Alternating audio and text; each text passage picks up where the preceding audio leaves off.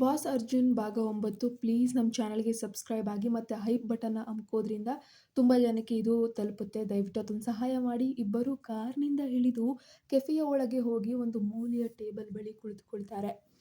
ಅಲ್ಲಿಗೆ ಬಂದ ಮೇಲೂ ಕೂಡ ಇಬ್ಬರು ಸುಮ್ಮನೆ ಕೆಳಗೆ ಮುಖ ಹಾಕಿ ಕುಳಿತಿರ್ತಾರೆ. ಆ ಮೌನವನ್ನು ತಡೆಯಲಾರದ ವಂಶಿ ಮಾತಾಡ್ತಾನೆ. ಶ್ವೇತಾ ಉಸಿರುಗಟ್ಟಿಸುವ ಮೌನ. ನಿಜಕ್ಕೂ ಕೂಡ ಸಹಿಸೋಕೆ ಸಾಧ್ಯವಾಗ್ತಿಲ್ಲ. ಮೊದಲು ಕಾಫಿ ಆರ್ಡರ್ ಮಾಡೋಣ. ನಾವು ಆಮೇಲೆ ನಿಧಾನವಾಗಿ ಮಾತಾಡೋಣ. ನಂತರ ಮೆನು ಕಾರ್ಡ್ ನೋಡಿ ನೀನು ಯಾವ ಕಾಫಿಯನ್ನು ಆರ್ಡರ್ ಮಾಡಿ ಬಯಸ್ತೀಯಾ ಶ್ವೇತಾ? ಶ್ವೇತಾ ಶೂನ್ಯವಾಗಿ ನೋಡುತ್ತಾ, ನಿನ್ನ ಇಚ್ಛೆಯಂತೆ ವಂಶಿ, ನಿನಗಿಷ್ಟ ಬಂದದನ್ನು ಆರ್ಡರ್ ಮಾಡು. ವಂಶಿ ತಕ್ಷಣ ಅಲ್ಲಿ ವೇಟರ್ಗೆ ಕರೆ ಮಾಡಿ 2 ಬಿಸಿ ಬಿಸಿಯಾದ ಕಾಫಿಯನ್ನು ಆರ್ಡರ್ ಮಾಡ್ತಾನೆ. ಕಾಫಿ ಬರುವವರೆಗೂ ಶ್ವೇತಾ ಏನನ್ನೂ ಕೂಡ ಮಾತನಾಡದೆ ಮೌನವಾಗಿಯೇ ಮುಖ ತಿರುಗಿಸ್ಕೊಂಡಿದ್ಲು. ವಂಶಿ ಅವಳ ಕೈಗಳನ್ನು ನೋಡಿ, ಶ್ವೇತಾ ನಾನು ಏನು ಹೇಳಲಿ, ಆದರೂ ಅವಳಿಂದ ಯಾವುದೇ ಉತ್ತರ ಬರುವುದಿಲ್ಲ. ವಂಶಿ ನಿಟ್ಟುಸಿರು ಬಿಡುತ್ತಾ, ಶ್ವೇತಾ ನಾನು ನಿನ್ನ ಜೊತೆಯೇ ಮಾತಾಡ್ತಾ ಇರೋದು. ಬೆಳಗ್ಗೆ ಮನೆಯಲ್ಲಿ ಅಪ್ಪ ಅಮ್ಮ ನನ್ನ ಮದುವೆ ಬಗ್ಗೆ ಹೇಳಿದ್ದನ್ನೆಲ್ಲ ನೀನು ಬಾಗಿಲ ಮರೆಯಲ್ಲಿ ನಿಂತು ಪೂರ್ತಿಯಾಗಿ ಕೇಳಿಸ್ಕೊಂಡಿದ್ದು ನನಗೆ ಚೆನ್ನಾಗಿ ಗೊತ್ತು. ಅದಕ್ಕೆ ತಾನೇ ನೀನು ಇಷ್ಟೊಂದು ಮೌನಿಯಾಗಿದೆಯಾ, ಇಷ್ಟೊಂದು ಆತಂಕ ಪಡ್ತಿದ್ಯಾ ಅಂತ ನೇರವಾಗಿ ಕೇಳ್ತಾನೆ. ಶ್ವೇತಾ ತಲೆ ಎತ್ತಿ ವಂಶಿಯನ್ನು ನೋಡ್ತಾಳೆ. ವಂಶಿ ಅತ್ಯಂತ ಪ್ರಾಮಾಣಿಕವಾಗಿ ಮಾತನಾಡೋಕೆ ಶುರು ಮಾಡ್ತಾನೆ. ವೈಶು, ನನಗೆ ನಿನ್ನ ತುಂಬ ಇಷ್ಟ ಅನ್ನೋದು ನಿಜ. ಆದರೆ ಮುಗ್ಧವಾಗಿ ಬಾಲಿಶವಾಗಿ ನಡವಳಿಕೆ, ನಿನ್ನ ಕಿಡಿಗೇಡಿತನ, ನಿನ್ನ ಮುದ್ದಾದ ಚೇಷ್ಟೆ ನನಗೆ ತುಂಬ ಇಷ್ಟವಾಗಿದೆ. ನಾನು ಇದನ್ನು ಕನಿಷ್ಠ 5 ಬಾರಿ ಹೇಳಬೇಕು ಅಂದ್ಕೊಂಡಿದ್ದೆ. ದಯವಿಟ್ಟು ಈಗಲಾದರೂ ನನಗೆ ಪೂರ್ತಿಯಾಗಿ ಮಾತನಾಡೋಕ್ಕೆ ಬಿಡ್ತೀಯಾ ಎನ್ನೊಂದು ವಿನಂತಿಸ್ತಾನೆ. ಶ್ವೇತಾ ಸುಮ್ಮನೆ ಕೇಳಿಸ್ಕೊಳ್ತಿರ್ತಾಳೆ. ವಂಶಿ ಮುಂದುವರಿಸ್ತಾ, ಶ್ವೇತಾ ನೀನು ಏನಾದರೂ 1 ವರ್ಷದ ಹಿಂದೆ ನನಗೆ ಭೇಟಿಯಾಗಿದ್ದರೆ ನಾನು ಎತ್ತವರ ಮಾತಿಗೆ ಒಪ್ಪಿ ಖಂಡಿತವಾಗಿಯೂ ನಾನು ನಿನ್ನನ್ನು ಮದುವೆಯಾಗ್ತಿದ್ದೆ. ಆಗ ನನಗೆ ಯಾರ ತಡೆಯೂ ಇರಲಿಲ್ಲ. ಎಲ್ಲರ ಜೊತೆ ಜಗಳವಾಡಿ ನಿನ್ನನ್ನು ಮದುವೆಯಾಗಲು ತುಂಬ ಹುಚ್ಚಿನತರನಾದರೂ ಕೆಲಸ ಮಾಡ್ತಾ ಇದ್ದೆ. ಆದರೆ ಈಗಿನ ಕಾಲ ಅದಕ್ಕೆ ನನಗೆ ಅವಕಾಶ ಇಲ್ಲ ಶ್ವೇತಾ. ಏಕೆಂದರೆ ವಂಶಿ ಒಂದು ಕ್ಷಣ ತಬ್ಬಿಬ್ಬಾಗ್ತಾನೆ. ಅವನ ಕಣ್ಣುಗಳಲ್ಲಿ ಒಂದು ಸಣ್ಣ ನೋವು, ಅಪರಾಧಿ ಭಾವನೆ ಅನ್ನೋದು ಎದ್ದು ಕಾಣ್ತಾ ಇತ್ತು. ಅವನು ಕಾಫಿ ಕಪ್ಪನ್ನು ಹಿಡಿದು ಅಸಲಿ ಬಾಂಬನ್ನು ಸಿಡಿಸ್ತಾನೆ. ನಾನು ಅಮೇರಿಕಾದಲ್ಲಿ ಲೀಸಾ ಎನ್ನುವಂತಹ ಒಬ್ಬ ವಿದೇಶಿ ಹುಡುಗಿಯನ್ನು ಪ್ರಾಣಕ್ಕಿಂತ ಹೆಚ್ಚಾಗಿ ಪ್ರೀತಿಸ್ತಾ ಇದ್ದೀನಿ ಶ್ವೇತಾ. ನಾವು ಕೆಲವು ಅನಿರೀಕ್ಷಿತವಾದ ಅಲ್ಲಿ ರಹಸ್ಯವಾಗಿ ಮದುವೆನೂ ಆಗಿಬಿಟ್ಟಿದ್ದೀವಿ. ಆ ಮಾತು ಕೇಳಿದ ತಕ್ಷಣ ಶ್ವೇತಾಳಿಗೆ ಶಾಕ್ ಮೇಲೆ ಬಿಗ್ ಶಾಕ್. ಅವಳು ನಂಬಲಾಗದಂತಹ ಒಂದು ಸತ್ಯ. ಕಣ್ಣು ದಪ್ಪ ಮಾಡ್ತಾಳೆ. ವಂಶಿ ತಲೆ ತಗ್ಗಿಸಿ, ನಾನು ಇಷ್ಟೊಂದು ಹಠಾತ್ತನೆ ಅಮೇರಿಕಾದಿಂದ ಇಲ್ಲಿಗೆ ಬರೋಕ್ಕೆ ಕಾರಣವೇನೆಂದರೆ ನನ್ನ ತಾಯಿ ತಂದೆಗೆ ಸತ್ಯವನ್ನು ಒಪ್ಪಿಸೋಕೆ ನನಗೆ ಧೈರ್ಯ ಇರಲಿಲ್ಲ. ಅವರನ್ನು ಒಪ್ಪಿಸಿ ಲೀಸಾಳನ್ನು ಇಲ್ಲಿಗೆ ಕರೆತರಬೇಕು ಅನ್ನೋದೇ ನನ್ನ ಆಸೆ. ನನ್ನ ಪ್ರೀತಿಯನ್ನು ಹೆತ್ತವರಿಗೆ ತಿಳಿಸಿ ನನಗೆ ಒಪ್ಪಿಸುತ್ತೇನೆ ಅಂತ ನನಗೆ ಭರವಸೆ ನೀಡಿದ್ದೆ. ಆದರೆ ಇಲ್ಲಿ ಬಂದರೆ ಅಪ್ಪ ಅಮ್ಮ ನಿನ್ನ ಜೊತೆ ನನಗೆ ಮದುವೆ ಮಾಡೋಕ್ಕೆ ನೋಡಿದ್ರೆ ಇಲ್ಲಿ ನಿಂತಿದ್ದಾರೆ. ಈಗ ನಾನೇನು ಮಾಡಲಿ ಶ್ವೇತಾ ಎಂದು ಅಸಹಾಯಕನಾಗಿ ಕೈ ಮುಗಿತಾನೆ. ವಂಶಿ ಅಡ್ಡಾದಿಡ್ಡಿಯಾಗಿ ಕಾರು ಓಡಿಸುತ್ತಾ ಎದುರಿಸ್ತಿದ್ರು ಕೂಡ ಶ್ವೇತಾಳ ಮನಸ್ಸಿನಲ್ಲಿ ಮಾತ್ರ ಒಂದು ಅಪರಾಧಿ ಪ್ರಜ್ಞೆ ಕಾಡ್ತಾನೆ ಇತ್ತು. ಆದರೆ ವಂಶಿ ತನ್ನ ಪೋಷಕರಿಗೆ ಸುಳ್ಳು ಹೇಳಿ ಕಾಲಾಪಹರಣ ಮಾಡಲು ಪ್ಲ್ಯಾನ್ ಮಾಡುತ್ತಿರುವುದು ಅವಳಿಗೆ ಒಂಚೂರು ಇಷ್ಟ ಇರಲಿಲ್ಲ. ಅವಳು ಕಾರ್ನಲ್ಲೇ ವಂಶಿಯ ಕಡೆ ತಿರುಗಿ ಸೀರಿಯಸ್ ಆಗಿ, ವಂಶಿ ನೀನು ಮಾಡ್ತಿರೋದು ದೊಡ್ಡ ತಪ್ಪು. ಅಯ್ಯೋ ದೇವ್ರೇ, ನಿನ್ನ ಎತ್ತವರು ಚಿಕ್ಕಪ್ಪನಿಗೆ ಈ ರೀತಿ ಮೋಸ ಮಾಡಿ ಈಗ ಈ ಸುಳ್ಳಿನ ನಾಟಕದಲ್ಲಿ ಮತ್ತೆ ನನಗೂ ಪಾಲು ಕೊಡ್ತಾ ಇದೆಯಲ್ಲ, ನನ್ನನ್ನು ಸುಳ್ಳಿಗೆ ಪಾಲುದಾರಳನ್ನಾಗಿ ಮಾಡ್ತಾ ಇದೆಯಾ ಎಂದು ಗದ್ದರಿಸ್ತಾಳೆ. ಅದಕ್ಕೆ ವಂಶಿ ಬೇಸರದಿಂದ ತಲೆ ಅಲ್ಲಾಡಿಸುತ್ತಾ, ಓ ವೈಶು, ನೀನು ಆ ಹಿತೋಪದೇಶ ಶುರುವಾಗ್ತಿದ್ಯಾ, ಪ್ಲೀಸ್ ಸದ್ಯಕ್ಕೆ ನಿಲ್ಲಿಸು ಅಂತಾನೆ. ಅಷ್ಟರಲ್ಲೇ ಕಾರ್ ಬಂದು ಮನೆಯ ಮುಂದೆ ನಿಲ್ಲುತ್ತೆ. ವಂಶಿ ನಿಟ್ಟುಸಿರುಬಿಟ್ಟು, ಸರಿ, ಕೊನೆಗೂ ನೀನು ಮನೆಗೆ ಬಂದಿದ್ದೀಯಾ, ಮೊದಲು ಕೆಳಗಿಳಿಯಲು ಸಿದ್ಧಳಾಗು ಅಂತಾನೆ. ಅಪ್ಪ ಅಮ್ಮನೇ ಶ್ರೇಷ್ಠ. ವಂಶಿಗೆ ಕಣ್ಣೀರು ತರಿಸಿದ್ದ ಶ್ವೇತಾಳ ಮಾತುಗಳು. ಆದರೆ ಶ್ವೇತಾ ಕಾರ್ನಿಂದ ಇಳಿಯದೆ ವಂಶಿಯ ಕಣ್ಣುಗಳನ್ನೇ ನೇರವಾಗಿ ನೋಡಿ ಅತ್ಯಂತ ಭಾವುಕಳಾಗಿ ಮಾತನಾಡಲು ಶುರು ಮಾಡ್ತಾಳೆ. ಅವಳ ಧ್ವನಿಯಲ್ಲಿ ಹೆತ್ತವರ ಮೇಲಿನ ಅಪಾರ ಗೌರವ ಅನ್ನೋದು ಎದ್ದು ಕಾಣ್ತಾ ಇರುತ್ತೆ. ವಂಶಿ, ನಾನು ಹೇಳ್ತಾ ಇರೋದು ನಿನಗೆ ಸರಿಯಾಗಿ ಕೇಳಿಸ್ತಾ ಇದೆಯಾ? ಚೆನ್ನಾಗಿ ನೆನ್ಪಿಟ್ಕೋ, ಈ ಪ್ರಪಂಚದಲ್ಲಿ ಪ್ರತಿಯೊಬ್ಬ ಪೋಷಕರಿಗೂ ಕೂಡ ತಮ್ಮ ಮಕ್ಕಳ ಮೇಲೆ ಅಪಾರವಾದ ನಂಬಿಕೆ, ಜವಾಬ್ದಾರಿ ಇರ್ತದೆ. ಅವರು ತಮ್ಮ ಮಕ್ಕಳ ಮೇಲೆ ತೋರಿಸುವಷ್ಟು ನಿಷ್ಕಲ್ಮಶವಾದ ಪ್ರೀತಿಯನ್ನು ಈ ಜಗತ್ತಿನಲ್ಲಿ ಬೇರೆ ಯಾರ ಮೇಲೂ ತೋರಿಸೋದಕ್ಕೆ ಸಾಧ್ಯವೇ ಇಲ್ಲ ವಂಶಿ. ಅವಳ ಮಾತು ಕೇಳಿ ವಂಶಿ ಮೌನವಾಗಿ ಕೇಳಿಸ್ಕೊಳ್ತಾನೆ. ಶ್ವೇತಾಳ ಕಣ್ಣುಗಳು ತೇವವಾಗ್ತವೆ. ಪ್ರತಿಯೊಬ್ಬ ಪೋಷಕರು ತಮ್ಮ ಮಕ್ಕಳ ಮದುವೆಯ ಬಗ್ಗೆ ನೂರಾರು ಕನಸುಗಳನ್ನು ಕಾಣ್ತಾರೆ. ಮಕ್ಕಳ ಮುಖದಲ್ಲಿ ನಗು ಇದ್ದರೆ ಅವರು ನಗ್ತಾರೆ. ಅದೇ ಮಕ್ಕಳ ಕಣ್ಣಲ್ಲಿ ಒಂದು ಹನಿ ನೀರು ಬಂದು ಅವರು ಅಳುತ್ತಿದ್ರೆ ಅವರು ಒಳಗೊಳಗೆ ರಕ್ತ ಕಣ್ಣೀರುಡುತ್ತದೆ. ಹಾಗಾಗಿ ಹೇಳ್ತಾ ಇದ್ದೀನಿ ವಂಶಿ, ಜಗತ್ತಿನಲ್ಲಿ ಅಪ್ಪ ಅಮ್ಮ ಅತ್ಯಂತ ಶ್ರೇಷ್ಠವಾದ ವ್ಯಕ್ತಿ. ಯಾವುದೇ ಪರಿಸ್ಥಿತಿಯಲ್ಲಿ, ಯಾವುದೇ ಸಂದರ್ಭದಲ್ಲಿ ಅಂತಹ ಪುಣ್ಯಾತ್ಮರಿಗೆ ಮಾತೃದ್ರೋಹ ಮಾತ್ರ ಮಾಡಬೇಡ. ಅವರ ನಂಬಿಕೆಯನ್ನು ಮುರಿಬೇಡ, ಕರಾರುವಕ್ಕಾಗಿ ಹೇಳ್ತಾಳೆ. ಅವಳು ವಂಶಿಯ ಹೆಗಲ ಮೇಲೆ ಕೈ ಇಟ್ಟು, ನಿಮ್ಮ ಮದುವೆ ಅಮೆರಿಕದಲ್ಲಿ ಕೆಲವು ಅನಿರೀಕ್ಷಿತ ಸಂದರ್ಭಗಳಲ್ಲಿ ನಡೆದು ಹೋಗಿದೆ. ಹೌದು, ಅದನ್ನು ಈಗ ಬದಲಾಯಿಸೋಕೆ ಖಂಡಿತ ಸಾಧ್ಯವಿಲ್ಲ. ಆದರೆ ಸತ್ಯವನ್ನು ಹೆತ್ತವರಿಂದ ಮುಚ್ಚಿಡುವುದು ಮಹಾ ಅಪರಾಧ. ಆದ್ದರಿಂದ ಸಾಧ್ಯವಾದಷ್ಟು ಬೇಗ ಅವರಿಗೆ ನಿಮ್ಮ ಲೀಸಾ ವಿಷಯದ ಅಸಲಿ ಸತ್ಯವನ್ನು ಹೇಳಿ ಅವರನ್ನು ಪ್ರೀತಿಯಿಂದ ಮನವೊಲಿಸಿ ಅಂತ ಮಾತ್ರ ಕೇಳ್ಕೊಳ್ತೀನಿ. ಮೊದಲ ಬಾರಿಗೆ ಅವಳು ಸಿಟ್ಟಿನಿಂದ ಒಪ್ಪದಿದ್ರೆ ಅಷ್ಟಕ್ಕೆ ಕೈ ಬಿಡಬೇಡಿ. ನಿಮ್ಮ ಪ್ರೀತಿಯನ್ನು ಒಪ್ಪುವವರೆಗೂ ತುಂಬ ತಾಳ್ಮೆಯಿಂದ ದಯವಿಟ್ಟು ಕಾಯಿರಿ. ಅವರನ್ನು ಒಪ್ಪಿಸಿ ಆಶೀರ್ವಾದ ಪಡ್ಕೊಳ್ಳಿ. ಹಾಗೆ ಇದು ನಿನಗೆ ನನ್ನ ಬೆಸ್ಟ್ ಆಗಿ ಸಲಹೆ ಕೊಡ್ತೀನಿ ಒಬ್ಬ ಸ್ನೇಹಿತೆಯಾಗಿ ಅಂತ ಅತ್ಯಂತ ಆಪ್ತವಾಗಿ ಕಾರಿನ ಬಾಗಿಲು ತೆರೆಯಲು ಕೆಳಗೆ ಇಳಿತಾಳೆ. ಶ್ವೇತಾಳ ಈ ಪ್ರೌಢಿಮೆ, ಸಂಸ್ಕಾರಯುತವಾದ ಮಾತು ಕೇಳಿ ವಂಶಿಗೆ ತನ್ನ ತಪ್ಪಿನ ಅರಿವಾಗಿ ಕಣ್ಣುಗಳು ಕೂಡ ಆ ಕ್ಷಣದಲ್ಲಿ ಒದ್ದೆಯಾಗ್ತವೆ. ಶ್ವೇತಾ ತನಗಷ್ಟೇ ತನ್ನ ಇಡೀ ಕುಟುಂಬದ ಒಳ್ಳೆಯದಕ್ಕಾಗೂ ಕೂಡ ಯೋಚನೆ ಮಾಡ್ತಾಳೆ ಅನ್ನೋದು ಅರ್ಥ ಆಗಿ ಮನಸ್ಸಿನಲ್ಲಿ ಅವಳ ಮೇಲೆ ಗೌರವ ಹೆಚ್ಚಾಗಿ ಶ್ವೇತಾ ಕಾರ್ನಲ್ಲೇ ವಂಶಿಗೆ ಈ ರೀತಿ ಎತ್ತವ್ರ ಬಗ್ಗೆ ಹೇಳಿದ್ದು ಅವಳು ಕೆಳಗೆ ಹೆಜ್ಜೆ ಇಡುತ್ತಿರುವಾಗಲೇ ವಂಶಿ ಒಮ್ಮೆಲೆ ಭಾವುಕನಾಗಿ, ಒಂದು ನಿಮಿಷ ನಿಲ್ಲಿಸು ಅಂತ ಕರೀತಾನೆ. ಆ ಮಾತು ಕೇಳಿ ಆಶ್ಚರ್ಯದಿಂದ ಶ್ವೇತಾ ತಿರುಗಿ ನೋಡ್ತಾಳೆ. ವಂಶಿ ಅವಳ ಹತ್ರ ಬಂದು, ಒಮ್ಮೆ ನಿನ್ನ ಕೈ ಕೊಡು ವೈಶು ಎನ್ನುತ್ತಾನೆ. ಶ್ವೇತಾ ಗೊಂದಲದಿಂದ, ವಂಶಿ ಈಗ ಯಾಕೆ ಕೈ ಕೊಡಬೇಕು, ಏನು ಪ್ಲ್ಯಾನ್ ಮಾಡ್ತಿದೀಯಾ ಅಂತ ಕೇಳ್ತಾನೆ. ಆದರೆ ಅವಳು ಕೈ ಕೊಡುವ ಮುನ್ನವೇ ವಂಶಿ ಅವಳ ಕೈಯನ್ನು ಭದ್ರವಾಗಿ ಹಿಡಿದುಕೊಂಡ್ಬಿಡ್ತಾನೆ. ಆದರೆ ಅವನ ಕಣ್ಣಲ್ಲಿ ಬೇರೆ ಏನೂ ಇರಲಿಲ್ಲ, ಕೇವಲ ಕೃತಜ್ಞತೆ ಮಾತ್ರ ತುಂಬಿತ್ತು. ನೀನು ನನ್ನನ್ನು ಇಷ್ಟು ಚೆನ್ನಾಗಿ ಅರ್ಥ ಮಾಡ್ಕೊಳ್ತೀಯ ಅಂತ ನಾನು ನಿಜಕ್ಕೂ ಅಂದ್ಕೊಂಡಿರಲಿಲ್ಲ ಕಣೋ. ಧನ್ಯವಾದಗಳು. ನಿನ್ನಂತಹ ಅದ್ಭುತವಾದ ಒಳ್ಳೆಯ ಹುಡುಗಿ ನನಗೆ ಒಬ್ಬ ಸ್ನೇಹಿತೆಯಾಗಿ ಸಿಕ್ಕಿರೋದು.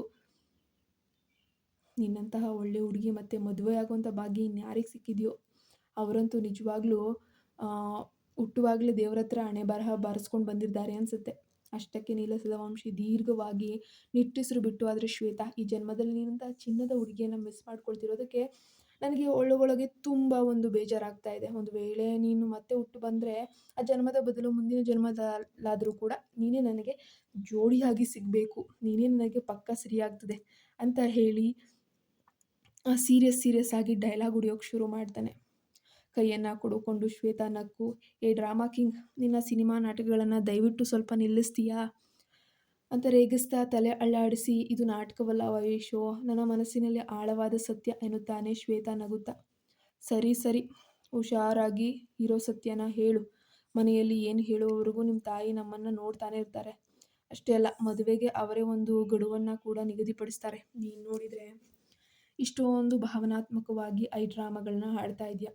ಬಹುಶಃ ನೀನು ನನ್ನ ತೊಂದರೆಗೆ ಸಿಲುಕಿಸ್ತಿದ್ಯಾ ಅಂತಾಳೆ. ವಂಶಿ, ನೀನು ಹೇಳ್ತಿರೋದು ಸರಿ ಇರ್ಬೋದು, ಆದರೆ ಮೊದಲು ಮನೆಯೊಳಗೆ ಹೋಗೋಣ ನಡಿ ಅಂತ ಹೇಳ್ತಾರೆ. ಈಗ ಒಬ್ಬರ ನಂತರ ಒಬ್ಬರು ಕಳ್ಳರ ರೀತಿ ಮನೆಯೊಳಗೆ ಪ್ರವೇಶವೇನೋ ಮಾಡಿಬಿಟ್ರು. ಅಲ್ಲಿ ನೋಡಿದರೆ ಶ್ವೇತಾ ಯಾರ ಕಣ್ಣಿಗೆ ಬೀಳದೆ ಸೀದಾ ತನ್ನ ಕೋಣೆಯೊಳಗೆ ನಿರಾಳವಾಗಿ ಹೋಗಿ ಮಲಗ್ತಾಳೆ. ಅತ್ತ ಲಿವಿಂಗ್ ರೂಮ್ನಲ್ಲಿ ವಂಶಿಯ ತಾಯಿ ಅಂಜಲಿ ಅವನಿಗಾಗಿ ಕಾಯ್ತಾ ಇರ್ತಾಳೆ, ಬಕಪಕ್ಷಿ ಥರ. ವಂಶಿ ಒಳಗೆ ಬರ್ತಿದ್ದಂಗೆ ಎದುರು ಶ್ವೇತಾ ಬಂದು ನಿಲ್ತಾರೆ.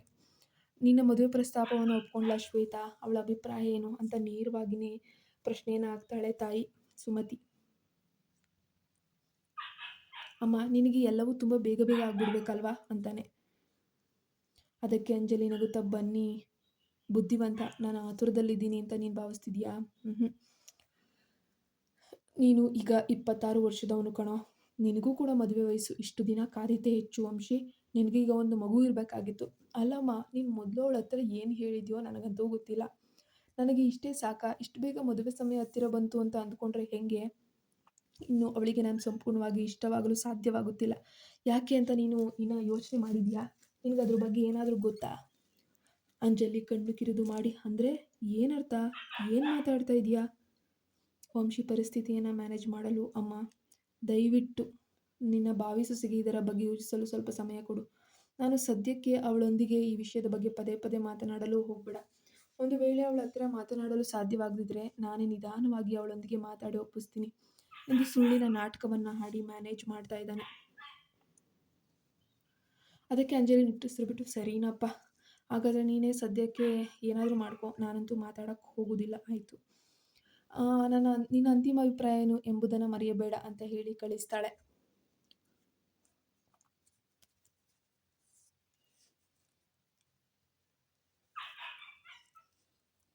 ಮರುದಿನ ಬೆಳಗ್ಗೆ ಇಡೀ ಮನೆಯಲ್ಲಿ ಪೂಜೆಯ ಸುವಾಸನೆ ಹರಡಿರುತ್ತೆ. ಅಂಜಲಿ ಬೆಳಗಿನ ಜಾವವೇ ಶ್ವೇತಾಳ ಕೋಣೆಗೆ ಬಂದು ಅವಳನ್ನು ಜೋರಾಗಿ ತಟ್ಟಿ ತಟ್ಟಿ ಎಬ್ಬಿಸ್ತಾ ಇದ್ದಾಳೆ. ಶ್ವೇತು, ಬೇಗ ಎದ್ದೋ, ಇನ್ನೂ ಕಣ್ಣು ಬಿಡದೆ ಏನಾಯ್ತು ಆಂಟಿ, ಯಾಕೆ ನನ್ನನ್ನು ಇಷ್ಟು ಬೇಗ ಎಬ್ಬರಿಸ್ತಾ ಇದ್ದೀರಾ, ಏನು ಸಮಾಚಾರ ಅಂತ. ಬೆಳಗ್ಗೆ ಆಗಿಲ್ಲ ಇನ್ನು ಅಂತ ಕಳಿಸ್ತಾ ಅಂಜಲಿ ಪ್ರೀತಿಯಿಂದ, ಶ್ವೇತಾ, ಇವತ್ತು ಅತ್ಯಂತ ಪವಿತ್ರವಾದ ಕಾರ್ತಿಕ ಸೋಮವಾರ ಕಣಮ್ಮ, ಬೇಗ ಎದ್ದು ಬಾ, ನಾವಿಬ್ಬರು ದೇವಸ್ಥಾನಕ್ಕೆ ಹೋಗಿ ಪೂಜೆ ಮುಗಿಸಿ ಮದುವೆಯ ವಿಘ್ನವನ್ನೆಲ್ಲ ತೆಗೆಯೋಣ. ನಾವು ಮುಂಜಾನೆಯ ದೇವಸ್ಥಾನಕ್ಕೆ ಹೋಗೋದು, ಆವರಣದಲ್ಲಿ ನಡೆಯಲು ಹೋದೆವು ಅಂತಾನೂ ಗೊತ್ತಾಗುತ್ತೆ, ದರ್ಶನವೂ ಸಿಗುತ್ತೆ, ಮತ್ತೆ ರಶ್ ಕೂಡ ಇರಲ್ಲ. ಶ್ವೇತಾ ಹಾಗೆ ನಿದ್ದೆಯಲ್ಲಿದ್ದ ಕಾರಣ ತಾನು ಆಫೀಸಿಗೆ ಹೋಗಬೇಕಾದಂತಹ ನೆನಪಾಗಿ, ಓ ಚಿಕ್ಕಮ್ಮ, ಕ್ಷಮಿಸಿ ಕ್ಷಮಿಸಿ, ನಾನಿವತ್ತು ದೇವಸ್ಥಾನಕ್ಕೆ ಎಂದೋ ಬರೋಕ್ಕಾಗಲ್ಲ ಹೇಳಲು ಹೋಗ್ತಾಳೆ ಅಂಜಲಿ. ತಕ್ಷಣ ಅವಳ ಬಾಯಿ ಮುಚ್ಚಿ, ಶುಭ ಮುಹೂರ್ತದ ಪದದ ಮೊದಲು ಕ್ಷಮಿಸಿ ಅಥವಾ ಬೇಡ ಅಂತ ನೆಗೆಟಿವ್ ಮಾತಾಡ್ತೀಯಾ, ಸುಮ್ಮನೆ ಎದ್ದು ರೆಡಿಯಾಗು ಅಂತ ಹೇಳಿ ಗದರಿಸ್ತಾಳೆ. ಶ್ವೇತಾ ಬೇರೆ ದಾರಿ ಇಲ್ಲದೆ ಶುಚಿಯಾಗಿ ಸಾಂಪ್ರದಾಯಿಕ ಉಡುಪನ್ನು ಧರಿಸಿ ಕೊನೆಗೂ ಕೂಡ ಸಿದ್ಧಳಾಗ್ತಾಳೆ. ಇಬ್ಬರೂ ಕೂಡ ಒಟ್ಟಿಗೆ ಒಂದು ಹಳೆಯ ಕಾಲದ ಐತಿಹಾಸಿಕ ಒಂದು ದೇವಸ್ಥಾನಕ್ಕೆ ಹೋಗಿ ಕಾರ್ತಿಕ ಸೋಮವಾರ ಪೂಜೆಯನ್ನು ಸಲ್ಲಿಸ್ತಾರೆ. ಭಕ್ತಾದಿಗಳ ನಡುವೆ ಅಂಜಲಿ ದೀಪಗಳನ್ನು ಹಚ್ಚುತ್ತಾ ಭಕ್ತಿಯಿಂದ ಪ್ರಾರ್ಥಿಸ್ತಾಳೆ. ಶ್ವೇತಾ ಕೈಯಲ್ಲಿ ಪೂಜೆಯ ತಟ್ಟೆಯನ್ನು ಹಿಡಿದುಕೊಂಡು ಮೌನವಾಗಿಯೇ ನಿಂತಿರ್ತಾಳೆ.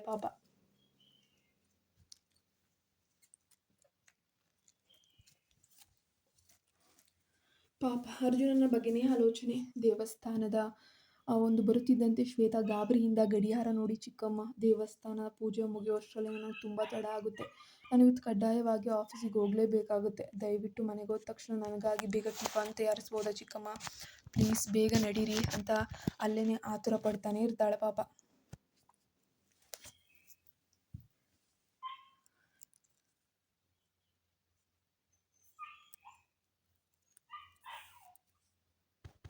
ದೇವಸ್ಥಾನದಿಂದ ಬಂದ ತಕ್ಷಣವೇ ಟಿಫನ್ ಮಾಡೋಕ್ಕೆ ಹೋಗಿ ಕೂತ್ಕೊಳ್ತಾಳೆ. ವಂಶಿ ಕೂಡ ಬಂದು ಕುಳಿತು ಅವಳನ್ನು ಕೆಣಕೋಕ್ಕೆ ಶುರು ಮಾಡ್ತಾನೆ. ಶ್ವೇತಾ ತುಂಬ ಸಿಟ್ಟಿನಿಂದ, ವಂಶಿ, ನೀನು ತುಂಬಾ ಅರ್ಥವಿಲ್ಲದ ಮಾತುಗಳನ್ನ ಆಡ್ತೀಯಾ, ನೆನ್ನೆ ರಾತ್ರಿ ಕೆಫೆಯಲ್ಲಿ ಅಷ್ಟೆಲ್ಲ ಹೇಳಿದ್ದೀನಿ ಮರ್ತ್ಬಿಟ್ಯಾ, ಈಗ ಇಲ್ಲಿ ಮತ್ತೆ ಸುಳ್ಳಿನ ನಾಟಕ ಬೇರೆ ಶುರು ಮಾಡ್ಕೊಂಡಿದ್ಯಾ, ಈಗ ಇಲ್ಲಿ ಮತ್ತೆ ಸುಳ್ಳಿನ ನಾಟಕ ಆಡುತ್ತಾ ನನಗೆ ಅನ್ಯಾಯ ಮಾಡ್ತಿದ್ಯಾ. ಅದಕ್ಕೆ ವಂಶಿ ತಮಾಷೆಯಾಗಿ ನಗುತ್ತಾ, ಹಾಂ ಹೌದಾ ಮೇಡಮ್, ನಾನೇನು ಮಾಡಿಲ್ವಲ್ಲ, ನೀವು ಕೂಡ ಮೈಸೂರಿನ ಮಹಾರಾಜರು ಅಂದ್ಕೊಂಡಿದ್ದೀರಾ ಹೆಂಗೆ, ನಾನೇನು ನಿಮಗಾಗಿ ಎಲ್ಲವನ್ನ ಮರೆತಂತೆ ವರ್ತಿಸುತ್ತಾ ನನ್ನ ಮೇಲೆ ಅನ್ಯಾಯ ಮಾಡ್ತಿದ್ದೀರಲ್ಲ, ತಿರುಗೇಟು ನೀಡ್ತಾನೆ. ಅಷ್ಟರಲ್ಲೇ ಅಲ್ಲಿಗೆ ಬಂದ ಅಂಜಲಿ ಚಿಕ್ಕಮ್ಮ ವಂಶಿಯ ತಲೆ ಮೇಲೆಗೆ ಹೊಡೆದು, ಲೋ ವಂಶಿ, ಶಿವನು ಸಾಮಾನ್ಯ ಮನುಷ್ಯನಲ್ಲ ಕಣೋ, ಅವನು ಸಾಕ್ಷಾತ್ ಪರಶಿವ, ಇವತ್ತು ಪವಿತ್ರವಾದ ಕಾರ್ತಿಕ ಸೋಮವಾರ ಕಣೋ, ಹಾಗಾಗಿ ಬೆಳಗಾಗುತ್ತಲೇ ತಣ್ಣೀರಿನ ಸ್ನಾನ ಮಾಡಿಸಿ ನಿನ್ನನ್ನು ಶ್ವೇತಾಳನ್ನು ದೇವಸ್ಥಾನಕ್ಕೆ ಕರ್ಕೊಂಡು ಹೋಗಿದ್ದಕ್ಕೆ ಇಷ್ಟೊಂದು ಆಡ್ತಿದ್ಯಾ ಎಂದು ಮುದ್ದಾಗಿ ಬೈತಾ ಇದ್ದಾಳೆ. ಆದರೆ ವಂಶಿ ತಾಯಿಯ ಮಾತಿಗೆ ತಲೆ ಅಲ್ಲಾಡಿಸ್ತಾ, ಓ ಅಮ್ಮ, ಇದೇ ವಿಷಯಕ್ಕೆ ನಾನು ಹೇಳ್ತಿರೋದು, ಇವತ್ತು ನಮ್ಮ ಶ್ವೇತಾ ಆಫ್ ಶೋಲ್ಡರ್ ಸೀರೆಯಲ್ಲಿ ನಿಜಕ್ಕೂ ತುಂಬ ತುಂಬ ತುಂಬ ಬ್ಯೂಟಿಫುಲ್ ಆಗಿ ಕಾಣ್ತಾ ಇದ್ಲು ಕಣಮ್ಮ ಎಂದು ಎಲ್ಲರ ಎದುರು ಶ್ವೇತಾಳನ್ನು ಹೊಗಳೋಕೆ ಶುರು ಮಾಡಿಕೊಂಡ. ವಂಶಿ ಅಷ್ಟೊಂದು ನೇರವಾಗಿ ಹಾಗೆ ಹೇಳಿದ್ದಕ್ಕೆ ನಿಜವಾಗ್ಲೂ ಪಾಪ ಹುಡುಗಿಗೆ ಮುಜುಗರ ಆಗೋಯ್ತು. ಯಾವುದೇ ರೀತಿ ಉತ್ತರ ಕೊಡದೆ ಸುಮ್ಮನೆ ಕೆಳಗೆ ಮುಖ ಮಾಡಿ ತಿಂಡಿ ತಿನ್ನೋಕ್ಕೆ ಶುರು ಮಾಡಿಕೊಳ್ತಾಳೆ. ಇದೇ ಸಮಯದಲ್ಲಿ ಮನೆಯ ಮುಖ್ಯ ಬಾಗಿಲಿಗೆ ಒಬ್ಬ ಹ್ಯಾಂಡ್ಸಮ್ ಆಗಿರುವಂತಹ ಹುಡುಗ ಒಳಗಡೆ ಹೆಜ್ಜೆ ಇಡ್ತಾ ಇದ್ದಾನೆ. ಅದು ಬೇರೆ ಯಾರು ಆಗಿರಲಿಲ್ಲ, ಸಾಕ್ಷಾತ್ ಶ್ವೇತಾಳ ಪ್ರಾಣದೇವ ಅರ್ಜುನ್. ಅರ್ಜುನ ಗಂಭೀರವಾಗಿ ಒಳಗೆ ಬರುವುದನ್ನು ನೋಡಿ ಡೈನಿಂಗ್ ಟೇಬಲ್ನಿಂದ ವಂಶಿ ತಕ್ಷಣ ಎದ್ದು ನಿಂತು, ಹಾಯ್ ಅರ್ಜುನ್, ಗುಡ್ ಮಾರ್ನಿಂಗ್ ಅಂತ ಆತ್ಮೀಯವಾಗಿ ಕರೀತಾನೆ. ವಂಶಿಯ ಬಾಯಿಂದ ಅರ್ಜುನ್ ಎಂಬಂತಹ ಒಂದು ಹೆಸರನ್ನು ಕೇಳಿದ ತಕ್ಷಣ ನಮ್ಮ ಶ್ವೇತಾಗೆ ಫುಲ್ಲು ಗಾಬರಿ. ಅವಳು ನಂಬಲಾಗದೆ ತಟ್ಟನೆ ತನ್ನ ಮುಖ ಎತ್ತಿ ಅರ್ಜುನನ ಕಡೆಗೆ ನೋಡ್ತಾಳೆ. ಅವರಿಬ್ಬರ ಕಣ್ಣುಗಳು ಒಂದಕ್ಕೊಂದು ಮುಖಾಮುಖಿಯಾಗ್ತವೆ. ಆದರೆ ಅರ್ಜುನನ ಪರಿಸ್ಥಿತಿ ಏನಾಗಿದೆ ಗೊತ್ತೇ, ಒಳಗೆ ಬಂದವನು ಸಾಂಪ್ರದಾಯಿಕ ಆಫ್ ಶೋಲ್ಡರ್ ಸೀರೆಯಲ್ಲಿ ದೇವತೆಯಂತೆ ಕಂಗೊಳಿಸ್ತಿದ್ದಂತಹ ಶ್ವೇತಾಳನ್ನು ಕಣ್ಣಾರೆ ಕಂಡ ತಕ್ಷಣ ಅವನಿಗೆ ಇಡೀ ಪ್ರಪಂಚವನ್ನೇ ಮರೆತು ಅವಳ ಸೌಂದರ್ಯಕ್ಕೆ ನಿಂತ ಜಾಗದಲ್ಲೇ ಮೂಕ ವಿಸ್ಮಿತನಾಗ್ಬಿಡ್ತಾನೆ. ಶ್ವೇತಾ ಸೀರೆಯಲ್ಲಿ ಇಷ್ಟೊಂದು ಸುಂದರಿಯಾಗಿ ಕಾಣಿಸ್ತಾಳೆ ಎಂದು ಅವನು ಊಹಿಸಲಾರ. ಅವನು ಕಣ್ಣು ರೆಪ್ಪೆಯನ್ನು ಕೂಡ ಬಡಿಯದಂತೆ ಹಾಗೆ ಒಂದಷ್ಟು ಸೆಕೆಂಡ್ಗಳ ಕಾಲ ಅವಳನ್ನೇ ದಿಟ್ಟಿಸುತ್ತಾ ನಿಲ್ತಾನೆ. ಅರ್ಜುನನ ಒಂದು ಈ ರೀತಿಯ ವಿಚಿತ್ರವಾದ ನಡವಳಿಕೆ ವಂಶಿ ಸೂಕ್ಷ್ಮವಾಗಿ ಗಮನಿಸ್ತಾ, ವಂಶಿ ಅವನ ಹತ್ತಿರ ಬಂದು ಹೆಗಲ ಮೇಲೆ ಕೈ ಇಟ್ಟು, ಅರ್ಜುನ್ ನೀನು ಬೆಳಗ್ಗೆ ಬೆಳಗಾಗುತ್ತಲೇ ಇಲ್ಲ ಮನೆಗೆ ಬಂದು ಏನು ಮಾಡ್ತಿದ್ದೀಯ ಕಣೋ? ನನ್ನ ಜೊತೆ ನಿನ್ನ ಏನಾದರೂ ಅರ್ಜೆಂಟ್ ಬಿಸ್ನೆಸ್ ಕೆಲಸ ಇದೆಯಾ ಅಂತ ಜೋರಾಗಿ ಕೇಳ್ತಾನೆ.